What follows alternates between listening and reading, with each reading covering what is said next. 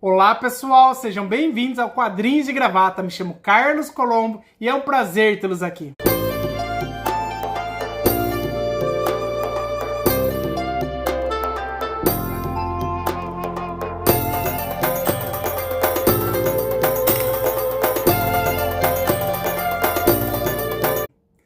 Hoje, exibição Chibiteca, nós temos Eu, Wolverine, a coleção oficial Graphic Novel da Marvel, pessoal, da editora Salvat, uma coleção muito boa, e vocês sabem que eu estou trazendo aqui para vocês a coleção completa em número romano, que são 40 volumes.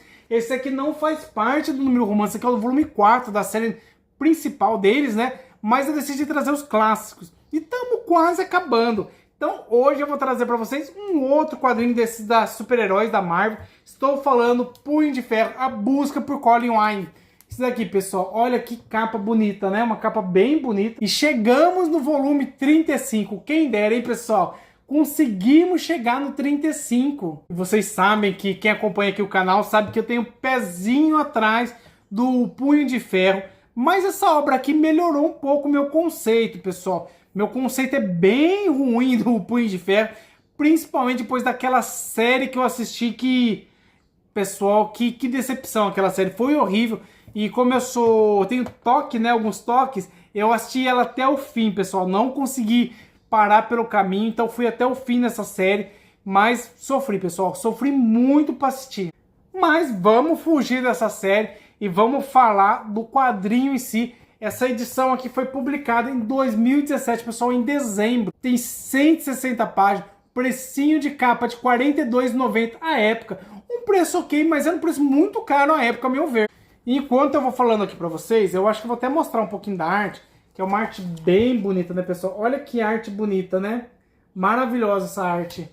Eu gostei bastante, apesar do roteiro não ter me agradado assim tanto, porque na verdade eu não gosto tanto do personagem. Então o roteiro é bom sim, mas o personagem não salva pra mim, pessoal. É um personagem que gostei um pouco mais nessa obra, eu vi um pouco mais de profundidade, mas eu acho que a história do personagem não me agrada tanto. Mas vamos seguir, né, pessoal?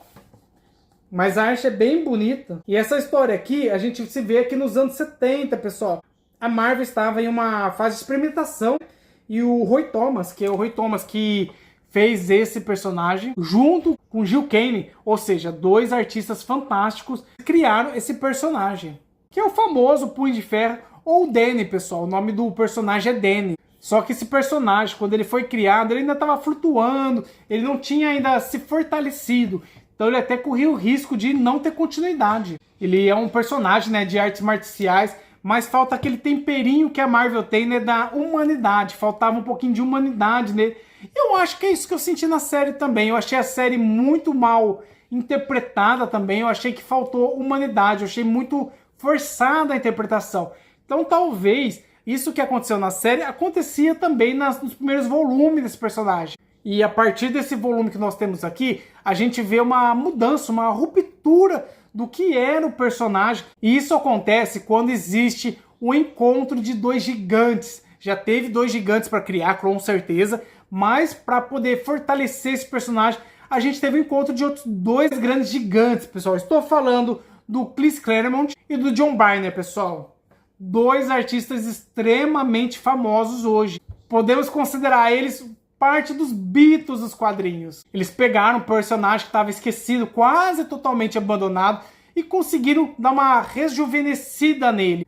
Deixaram com uma história mais rica, pessoal. Eu percebi realmente nesse volume que houve realmente essa melhora, mas não o suficiente para me agradar tanto assim. E vou contar um pouquinho aqui da história para vocês. E a primeira história que nós temos aqui é a Marvel Premiere número 25, que tem o título, vou até ler aqui para vocês, Tormento da Tempestade Mental. E nós vemos o nosso protagonista aqui numa grande batalha. Olha aqui, pessoal.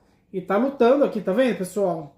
Ele tá lutando contra o Kumbala. Kumbala, esse cara fortão aqui, ele é um dos guarda-costas da Princesa Azir.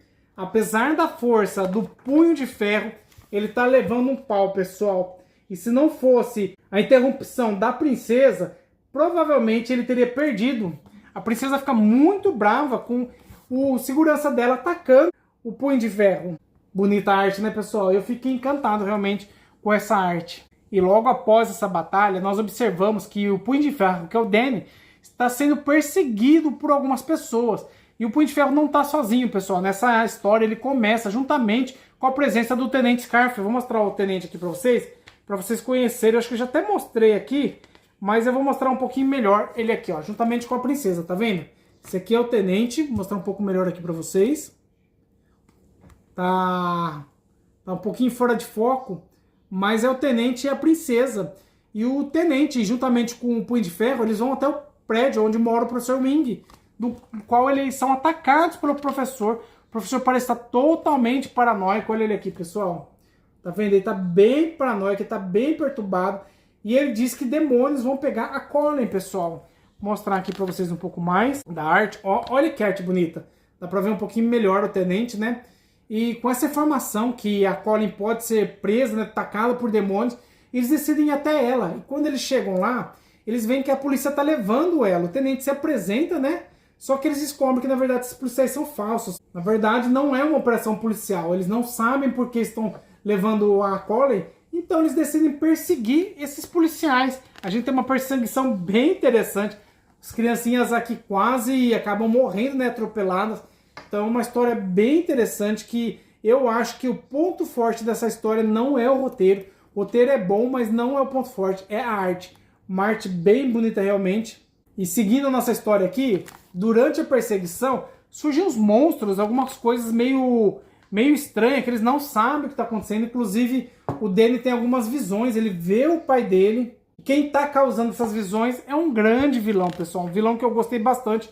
Olha essa arte do vilão, pessoal. Um vilão bem interessante, né? E esse vilão se chama Angar, o Gritador. Ele não é um típico vilão de soco, né, como a maioria a gente conhece. Ele é um vilão que ele tem o poder de um grito hipersônico, que acaba causando alucinações nas pessoas. Vocês conhecem esse vilão, pessoal? Vocês gostam desse vilão? Deixa nos comentários aí. E fazer uma pequena interrupção aqui, pessoal, para lembrar vocês de curtir o vídeo, comentar, compartilhar com os amigos. Quem não for se inscrever no canal, que ajuda muito o canal. Eu sei que para vocês não vai ter alteração nenhuma, é só um botãozinho ali, pessoal. Clica lá que vai ajudar bastante o canal.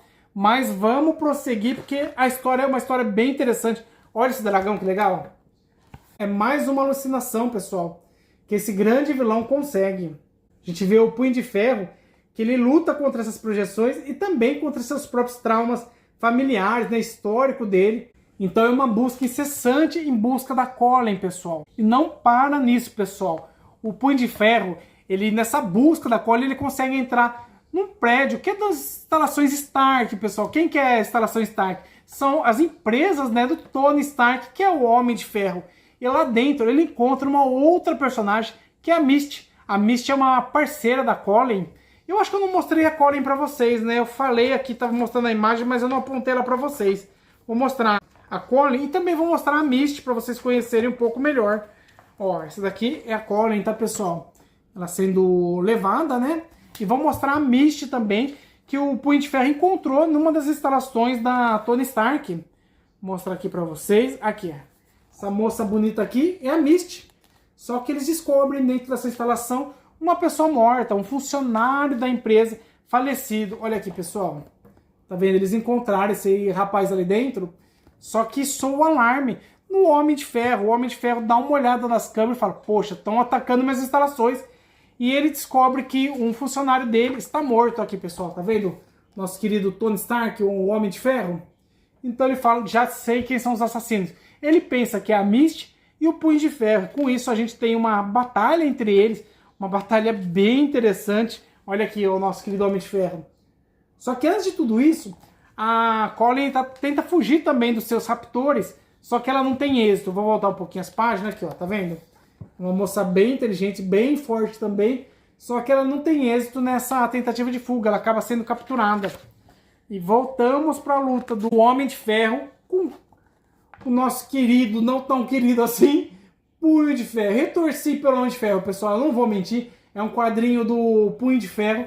Mas aqui nesse momento eu torci pelo nosso querido Homem de Ferro. Gosto muito mais desse personagem. Olha que arte fantástica.